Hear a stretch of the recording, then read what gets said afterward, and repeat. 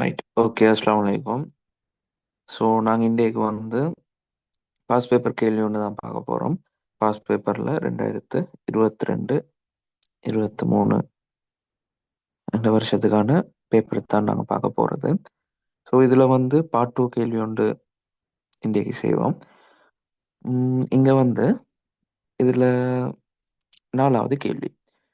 So இந்த 4வது கேள்வியை நீங்கள் பார்த்தீங்கள் என்றால் இதில் நடுப்புள்ளி C-ஆக உள்ள ஒரு சீரான கோல் AB அதன் இரு முனைகளிலும் கட்டப்பட்ட இரு இழைகளின் மூலம் சிலுங்கியிலிருந்து தொங்கிடப்பட்டு சமநிலையில் இருக்கும் விதம் வரைபடத்தில் காட்டப்பட்டுள்ளது.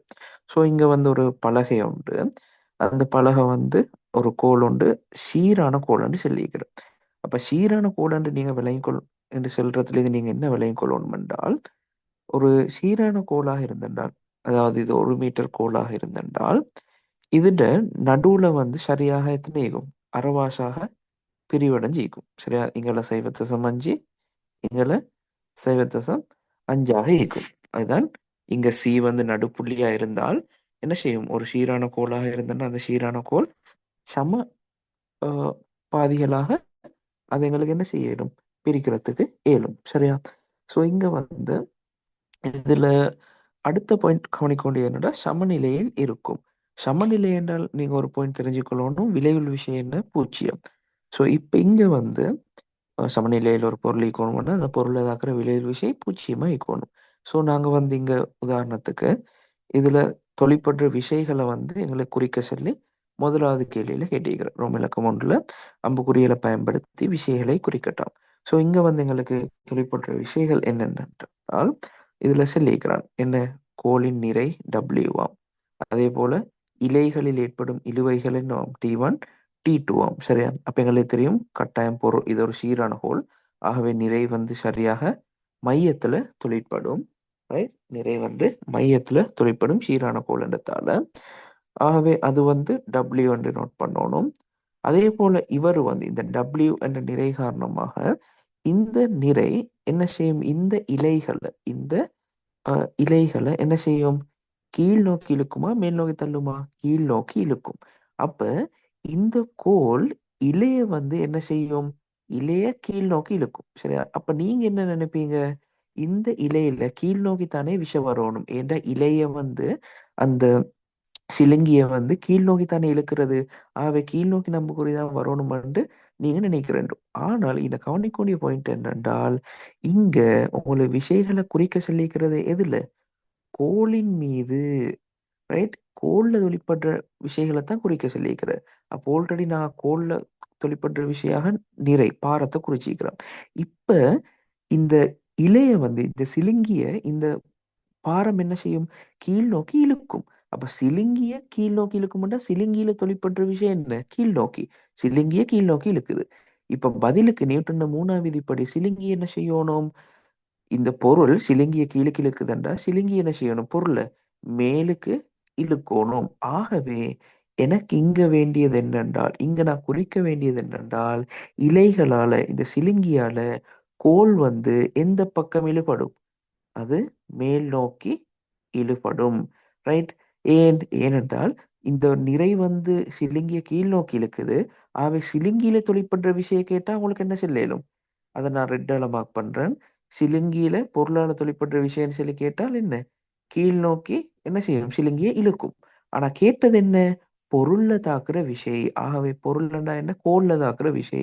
ஆகவே நான் நீளத்தால குறிச்சிக்கிறது தான் என்ன? கோல்ல தாக்குற விசைகள். ஒன்று நிறை, அடுத்தது என்ன? T1 T2. இதை நான் T1 என்று எடுக்கிறேன். இதை வந்து T2 என்று எடுக்கிறேன். சரியா? ஆகவே வந்து இந்த நீளத்தால குறிச்சிக்கிறது என்ன? கோல இந்த இலைகள் வந்து என்ன செய்யும்? மேல் நோக்கி இழுக்கும். ஆகவே வந்து மேல் நோக்கி நான் குறிச்சிக்கிறேன். இப்போ உங்களுக்கு இன்னொரு கேள்வி வரும். இதோட என்ன கேள்வி வரும்? என்ன கேள்வி வரும்டா உங்களுக்கு? சார் இப்ப கோல்ல வெளிப்படுற விஷயம்டா கோல்ல தானே குறிக்கணும், ஏன் இலையில குறிச்சிக்கிற? ரைட். இங்க என்ன விஷயம் என்றால் இதுதான் பிசிக்ஸ்ல ஸ்டாண்டர்ட் மெத்தட். இங்க பிசிக்ஸ்ல ஸ்டாண்டர்ட் மெத்தட் என்னென்றால் இலையில தொழிற்படுற விஷயம் வந்து குறிக்கிறதும் இலையில தான். அதே போல பொருள்ல இலையால தொழிற்படுற விஷயம் என்றாலும் என்ன செய்யணும்? நான் இலையில தான் குறிக்கோணும். ரைட்? ஆனால் என்ன செய்யணும்? நான் வந்து அம்புக்குறி மூலம் அதை கிளியராக எனக்கு செல்லீரேலும் அம்புக்குறியை பயன்படுத்தி இப்ப இங்க அம்புக்குறி மேல் நோக்கின அம்புக்குறி போட்டென்றால் அது என்னென்ன முடிவுக்கு வந்துடும். அது பொருள்ல தொழிற்பட்ட விஷயத்தான் குறிச்சிக்கிற. ஆனால் எங்க குறிக்கப்படுது?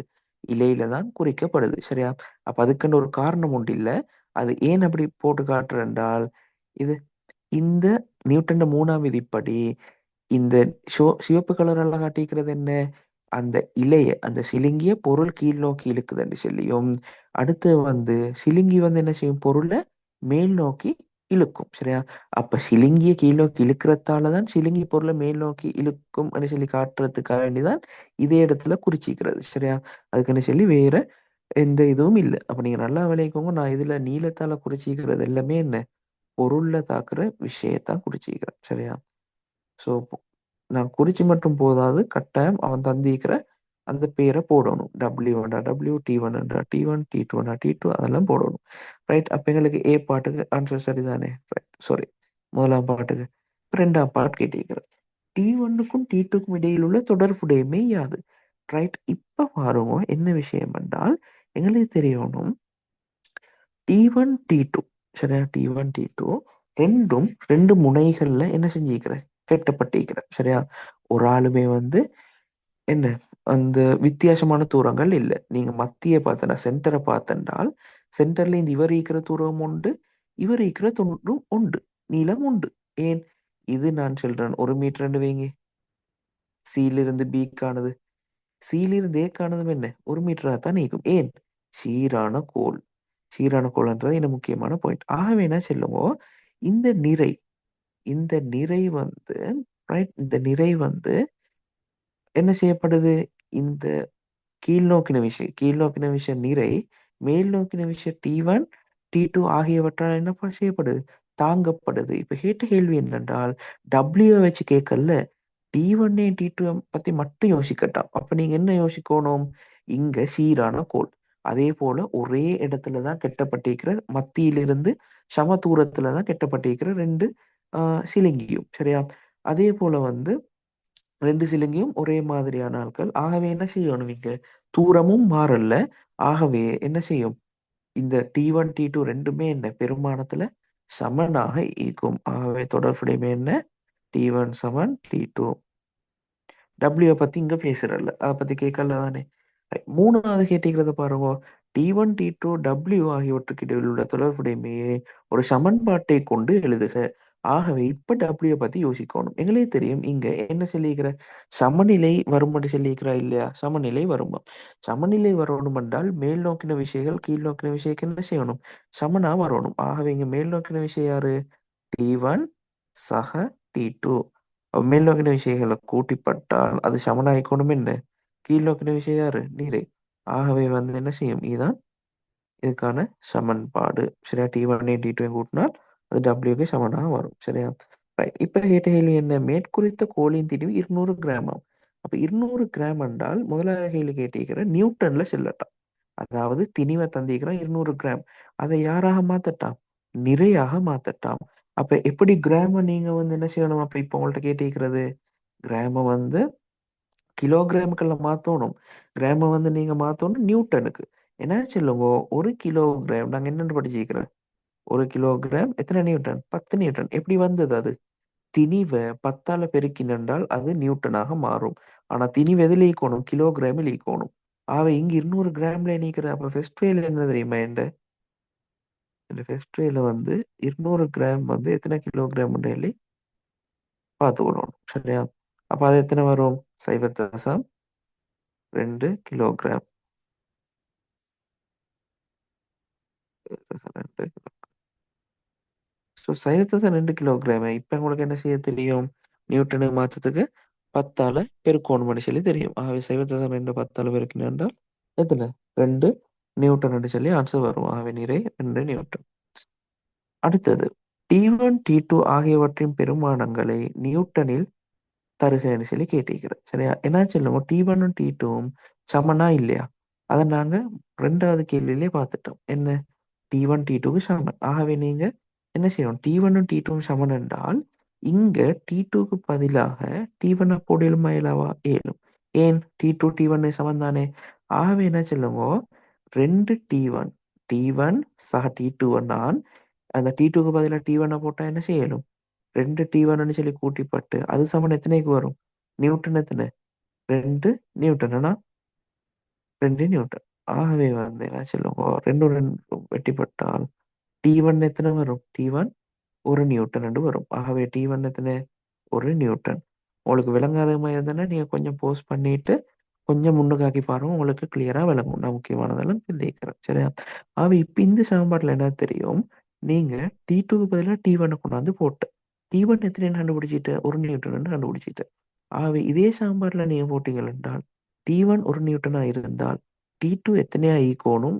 இங்க W அதாவது நிறை வந்து 2 நியூட்டனா வரத்துக்கு எத்தனை ஈக்கோணும்? இவரும் 1 நியூட்டனா தான் ஈக்கோணும். ஆகவே இனி T2வும் எத்தனை? 1 நியூட்டன் என்று ஆன்சர் பண்ணிடலாம். ரைட்? இப்ப அடுத்த கேட்டிருக்கிற கேள்வி என்ன? பின்வரும் ஒரு ஒன்றில் மேசை மீது இருக்கும் நிலைப்படுத்தப்பட்ட சுருளிவில் காட்டப்பட்டுள்ளது. மற்றைய முனை மரக்குற்றியுடன் தொடுகையில் இருக்கின்றது. மரக்குற்றி மீது கிடை விசை பிரயோகிக்கப்படும் போது வில் நெருக்கப்படும் விதம் ஒரு என்று காட்டப்பட்டுள்ளது. ரைட். ஆரம்பத்துல வந்து என்ன? ஜஸ்ட் வந்து ஒரு சுருளி வில் ஒன்றுல ஒரு என்ன செஞ்சுக்கிறேன், ஒரு சுருளி வில்ல வந்து மரக்குற்றியோட இதென்னவாறு வச்சுக்கிறேன். சரியா? மற்றைய முனைய தொடுகையில வச்சுக்கிறேன். சரியா? அப்ப நார்மல் சிச்சுவேஷன். இங்க என்ன செய்யற? இன்சைட்ல இருந்து ஒரு விஷயம் ஒன்று கொடுக்குற. இப்படி கொடுக்க சொல்ல என்ன செய்யும்? இது நெருக்கிப்படும். இது என்ன செய்யும்? நெருக்கிப்படும். இந்த சுருள். சரியா? இவ கேட்டிருக்கிற முதலாவது கேள்வி, நெருக்கப்பட்ட வில்லில் தேக்கி வைக்கப்பட்டிருக்கும் சக்தியின் வடிவத்தை குறிப்பிடுக. சக்தியின் வடிவம் என்ன? நாங்க 2 விதமான சக்தி படிச்சுக்கிறோம். இயக்க சக்தி, அழுத்த சக்தி. அழுத்த சக்தியில 2 வகை படிச்சுக்கிறேன். என்ன? நிலையியல் அழுத்த சக்தி, அடுத்தது என்ன? ஈர்வையிலான அழுத்த சக்தி. எது சரி ஒன்று இழுத்து பட்டென்றால் இல்லாட்டி எது சரி ஒன்று நெருக்கி பட்டென்றால் அதிலேயும் ஒரு விதமான சக்தி சேமிக்கப்படும். குறித்த உயரத்துல இருந்தால் ஒரு பொருள், அதுல சேமிக்கப்பட்ட அழுத்த சக்திக்கு தான் என்ன பேரு? புவியீர்ப்பினாலான அழுத்த சக்தி இல்லாட்டி நிலையியல் அழுத்த சக்தி என்று சொல்ற. ஆனா இங்க வந்து என்ன? ஈர்க்கப்படுது இல்லாட்டி நீட்டப்படுது. இந்த ரீசனால இந்த ரீசனால வந்து பெருசா என்ன செய்யாது? இங்க இந்த இழுக்கப்படுறதால நெருக்கப்படுறதால சேமிக்கப்படுற சக்திக்கு நாங்க என்ன சொல்றோம்? ஈர்வையினாலான அழுத்த சக்தின்னு சொல்றோம். அப்ப அதுதான் என்ன இங்க சேமிக்கப்பட்டிருக்கிற வடிவம். ஈர்வையினாலான அழுத்த சக்தி இல்லாட்டி மீளியல் அழுத்த சக்தி என்னும் சொல்றோம். விசை Pயை நீக்கும் போது மேலே ஒன்றில் குறிப்பிட்ட சக்தியின் வடிவம் எந்த சக்தி வடிவமாக மாறும்? நீங்க என்ன நடக்கும்? இதை ஃபுல்லா இப்படி நெருக்கிட்டு விட்டண்டா என்ன செய்யும்? அது சேமிச்ச அவ்வளோ ஆஹ் அழுத்த சக்தியும் மீளியல் அழுத்த சக்தியும் உட்ட உடனே பாஞ்சு கொனிங்கள்ல வருமா இல்லையா இந்த பாக்ஸ்? வருமாடா. அது என்ன? அதுக்கு ஒரு வேகத்தை கொடுக்குது. ஆகவே அழுத்த சக்தி அந்த சேமிக்கப்பட்டிருந்த அந்த ஸ்ப்ரிங் நெருக்கிப்பட்ட செல்லைக்கு அதுல சேமிக்கப்பட்டிருக்கிற அழுத்த சக்தி உட்ட உடனே என்ன செய்யுது? அது வெளியில இப்படி பாயுது தானே. அப்படின்னா என்ன? அந்த அழுத்த சக்தி சேமிச்சது ஃபுல்லா என்ன சக்தியா மாறி இருக்கிற? இயக்கப்பாட்டு சக்தியா மாறி இருக்கிற. ஸோ அதுக்கு வந்து இயக்கப்பாட்டு சக்தியை நான் சொன்னேன். அடுத்து கேட்டிருக்கிற கேள்வி, நெருக்கப்பட்ட வில்லில் தேக்கி வைக்கப்பட்டிருக்கும் சக்தியின் அளவு 16 ஜூலாம். மரக்குற்றிட திணிவு 0.5 கிலோகிராமாம். மரக்குற்றிட வேகத்தை காணட்டாம். இப்போ உங்களுக்கு தெரியும் சேமிக்கப்பட்ட சக்தி எத்தனை சொல்லிக்கிற? 16 ஜூல். இந்த சேமிக்கப்பட்டிருக்கிற சக்தி தானே என்ன சக்தியா மாறுது? அழுத்த சக்தியா மாறுது. சாரி, இயக்கப்பாட்டு சக்தியா மாறுது அவர் இயங்கும் போது. ஆகவே இந்த இந்த 16 ஜூல் எதுக்கு சமன்? அரை எம்வி வர்க்கத்தை சமன். ரைட்? யார்ட? இந்த மரக்குற்றீடு. ஆகவே வந்து வில்லுல சேமிக்கப்பட்டிருக்கிற சாரி, வில்லுல சேமிக்கப்பட்டிருக்கிற மீலியல் அழுத்த சக்தி 16 ஜூல். அது வந்து அந்த ஸ்ப்ரிங்கை விட்ட உடனே அது என்ன செய்யும்? விரிவடைஞ்சு அந்த பாக்ஸுக்கு ஒரு வேகத்தை கொடுக்குமா இல்லையா? கொடுக்கும். அதான் காண சொல்லியிருக்கிறேன். எம் வந்து எத்தனையாம்? 0.5 கிலோகிராம். ஆகவே என்ன செய்யும்? இந்த 16ஓட பெருக்கப்பட்டால் 32. 32 என்ன செய்யும்? 0.5 பிரிப்படும். அப்ப எத்தனை? 64. 64. அப்ப வி வர்க்கம் சமன் 64 ஆன்சர் வரும். அப்ப வி சமன் எத்தனை ஆயிக்கணும்? வி சமன் 8 ஆயிக்கணும். ஏண்டா 8 8 64. சரியாகவே 8 ms -1 தான் தொடுக்க வேகம். அடுத்தது, வில்லிலிருந்து விடுவிக்கப்பட்ட பின்னர் மேசை வழியே மரக்குற்றியின் இயக்கத்தின் இயல்பை குறிப்பிடுக. வில்லிலிருந்து விடுவிக்கப்பட்ட பின்னர் மேசை வழியே மரக்குற்றி இயக்கத்தின் இயல்பை குறிப்பிடுகன்னு சொல்லிக்கிறேன். சரியா? என்ன செய்யும்? மரக்குற்றி வந்து ஆஹ் இதுல வந்து சொல்லிக்கிறத பாருங்க. உரு 2 காட்டப்பட்டுள்ளது. மரக்குற்றிக்கும் மேசைக்கும் மேற்பரப்பும் இடையில் என்னவாம்? உராய்வு இல்லையா? உராய்வில்லாட்டி இந்த மரக்குற்றி எங்க சரி நிக்குமா? இல்ல. ஒரு பொருள் பெய்து நின்று அது ஓய்வடையதுக்கு காரணம் என்ன? அந்த மேற்பரப்பால வரக்கூடிய உராய்வு. இங்க மேற்பரப்புல உராய்வு இல்லாட்டி இந்த மரக்குற்றி ஸ்ப்ரிங்ல இருந்து விடுபட்ட உடனே இது வந்து என்ன செய்யும்? இது வந்து ஓய்வடையுமா? இல்ல. அது முன்னோக்கி பெய்து கொண்டே இருக்கும். சரியா? இதுதான் நடக்க போறது. அப்ப தொடர்ச்சியாக என்ன திசையில? வலம் நோக்கின திசையில ஆ என்ன அசையும் என்று சொல்லி எழுதினா சரி. ரைட். அடுத்தது வந்து மேசையின் மேற்பரப்புக்கும் மரக்குற்றிக்கும் இடையில் மாறா உராய்வும் மேசை போதிய அளவு நீளத்தை கொண்டுள்ளதாகவும் இருப்பின் வில்லிலிருந்து விடுவிக்கப்பட்ட பின்னர் மரக்குற்றியின் எதிர்பார்த்த இயக்கத்துக்கான வேக நேர வரைவை வரைக. சரியா? இப்ப என்ன செய்ய போகுது? இந்த மரக்குற்றி அசைய போகுது. மரக்குற்றி அசைய போகுது என்றால் ரைட். இப்ப எங்கள்ட்ட கேட்டீங்கன்னா என்ன? ரைட். இப்ப கேட்டிருக்கிற கேள்வி என்ன? மாறா உராய்வு விசையும். மாறா உராய்வு விசை என்றால் என்ன சொல்லுங்கோ? என்ன அர்த்தம்? உராய்வு விசை மாறா அமைக்கிறது என்றால் அது என்ன? எப்ப மாறா அமைக்கும்? ஆம், இயக்கவியல் உராய்வு விசை என்றால் அப்ப இயங்கும் போது ஏற்படும் உராய்வு விசை மாறுமா? மாறாது. ஆகவே இங்க இயக்கவியல் உராய்வு விசை ஒன்று வந்திருக்கிற பொருள் என்ன செய்யும்? பொருள் வந்து முன்னோக்கி ஒரு குறிப்பிட்ட இது வரங்காட்டும் என்ன செய்யும்? குறிப்பிட்ட தூரம் வரங்காட்டும் அது பேதுவும் நிற்கும். என்ற உராய்வு விசை வந்துட்டு உராய்வு விசை வந்துட்டு என்றால் கட்டாயம் ஒரு இடத்துல ஓய்வடையும். சரியா?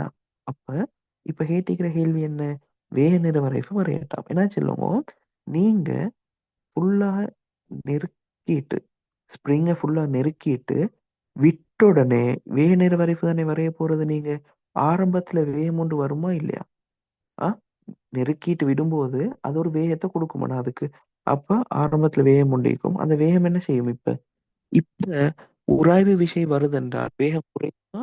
இல்லாட்டி வேகம் கூடுமா? வேகம் குறையும். வேகம் குறையுதுண்டா என்ன? அமர்மூடுகள். அப்ப அமர்மூடுகளுக்கான வரைவு வரைய தெரியும் தானே. வேகம் படிப்படியா என்ன செய்யும்? குறைவடைஞ்சு ஒரு கட்டத்துல என்ன செய்யும்? ஒரு குறிப்பிட்ட நேரத்துல அது ஓய்வடையும். அப்ப ஓய்வு இந்த இடத்துல 0. ஸோ இந்த கிராஃப் தான் நீங்க வரையணும். இதோட இந்த கேள்வி முடியுது. நாங்க அடுத்த வீடியோல வந்து இன்னொரு கேள்வி வந்து டிஸ்கஸ் பண்ணுவோம். உங்களுக்கு எங்களோட ஆன்லைன் கிளாஸுக்கு ஜாயின் ஆகணும்னா என் மொபைல் நம்பரை கண்டெக்ட் பண்ணி ஆன்லைன் கிளாஸுக்கு ஜாயின் ஆகிக்கொள்றது கேளும். 0766856286. ரைட்.